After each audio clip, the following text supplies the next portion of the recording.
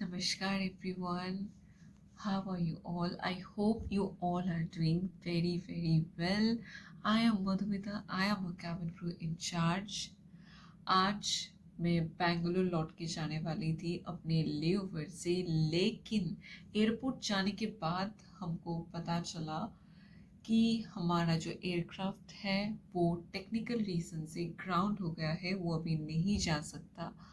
तो हम बहुत घंटे एयरपोर्ट में वेट करने के बाद फिर से वापस आ गए हैं हमारे होटल पे।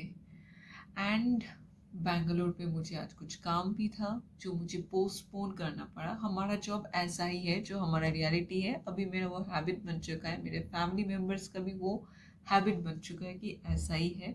कोई भी आप इम्पोर्टेंट काम कुछ नहीं रख सकते हो, कभी भी कहीं पे भी आपका आपका एयरक्राफ्ट ग्राउंड हो सकता है।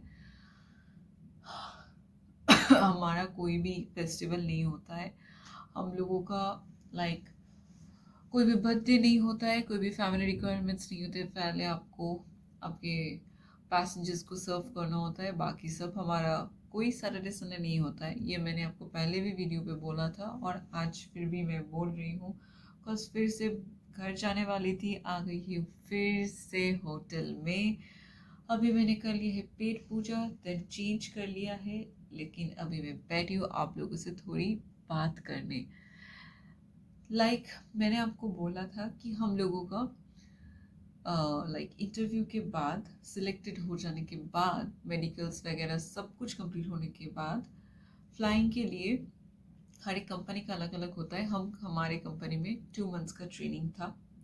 2 मंथ्स का ट्रेनिंग होता है और आपका सब कुछ उसके बाद फैम फ्लाइट कंप्लीट करने के बाद, चेक फ्लाइट होने के बाद, फ्लाइंग स्टार्ट करते करते आपका ऑलमोस्ट 3 मंथ्स हो जाता है। तो ट्रेनिंग में क्या क्या होता है, जिन लोगों को लगता है एयर हॉस्टेस मतलब सच धज के घूमना, फैशन शो करना, रैंप वॉक करके जाना, उन लोगों के लिए मैं स्पेशली बोलती हूँ एयर हॉस्टेस मतलब वो बिल्कुल भी नहीं है। मेकअप हम लोगों का एक रिक्वायरमेंट होता है बेसिक, बट हम लोग का एक्चुअली जो होता है वो सेफ्टी होता है पैसेंजर्स का। जो एज अ पैसेंजर्स ट्रैवल करते हैं, मैं उन लोगों के लिए भी बोल रही हूँ, ये हम लोगों का फर्स्ट प्रायोरिटी होता है सेफ्टी। एंड जिनके लिए हम लोगों को बहुत ज़्यादा स्टडी करना होता है, बहुत ही ज़्यादा, जिन लोगों को नहीं पता है ये उन लोगों के लिए है। और जो लोग बनना चाहते हैं एयर हॉस्टेस, ये उन लोगों के लिए भी है। बहुत ज़्यादा स्टडी करना होता है, नॉट ओनली कि ट्रेनिंग के टाइम पे, जिंदगी भर आप जब तक जॉब कर रहे हो as a cabin crew, as a air hostess, तब तक आपको स्टडी करना होगा। Not only study, every 1 year पे आपका मे बी 2, 3, 4, 5 एग्जाम्स भी रहेंगे। एंड जिस एग्जाम्स में आपको 100 आउट ऑफ, कोई कोई कंपनी में 80, कोई कोई कंपनी में 90% मार्क्स लाना होगा, तो ही आप क्वालिफाई होंगे एंड तो ही आपको नेक्स्ट फ्लाइट दिया जाएगा, नहीं तो आपको बिठा दिया जाएगा। फिर से आपको स्टडी करना होगा, फिर से आपको एग्ज़ाम देना होगा एंड फिर ही आप फ्लाई कर सकते हो। जिनको लगता है कि बहुत इजी जॉब है, no, it is not a easy job. मैं उनको बोल रही हूँ, प्लीज़ आप लोग सुन लीजिए। जिनको लगते हैं फैशन है, घूम फिर के जाते हैं, no, it is not like that. आप लोग को हाथ जोड़ के विनती करती हूँ, जो लोग एयर हॉस्टेस को ऐसे समझते हैं वो बिल्कुल भी नहीं है। ट्रेनिंग में हम लोग को बहुत सारा ट्रेनिंग होता है, एयरक्राफ्ट टाइप ट्रेनिंग होता है। एयरक्राफ्ट बहुत टाइप के होते हैं, तो आप जिस कंपनी में हो, जो एयरक्राफ्ट आपके पास होते हैं, उस कंपनी का, उस एयरक्राफ्ट टाइप का आपका ट्रेनिंग होता है। एक एक ट्रेनिंग होता है, एग्ज़ाम्स होते हैं। मेडिकल का जो है हम लोगों का ट्रेनिंग होता है। हम लोग फ्लाइट में डॉक्टर्स नहीं होते हैं, तो हम लोगों का A to Z मेडिकल का ट्रेनिंग होता है।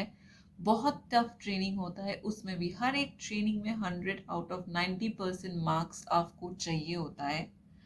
हम लोगों का ग्रूमिंग का अलग से ट्रेनिंग होता है। हम लोगों का फायर फाइटिंग ट्रेनिंग होता है, डिचिंग ट्रेनिंग होता है, बहुत सारे ट्रेनिंग होते हैं, एप्सिक होते हैं, DGR होते हैं और बहुत सारे ट्रेनिंग्स होते हैं। सो एंड ये ऐसा नहीं है कि आप लोगों का हर एक वीक में एक एक स्केड्यूल रहता है। एक वीक में एयरक्राफ्ट टाइप ट्रेनिंग रहता है, एक वीक में आपका फायर फाइटिंग रहता है, एक वीक में आपका मेडिकल रहता है। एंड ट्रेनिंग के टाइम पे आपका दिन रात एक हो जाता है, कब आपका 2 महीने ऐसे बीत जाए आपको समझ में नहीं आ जाता है।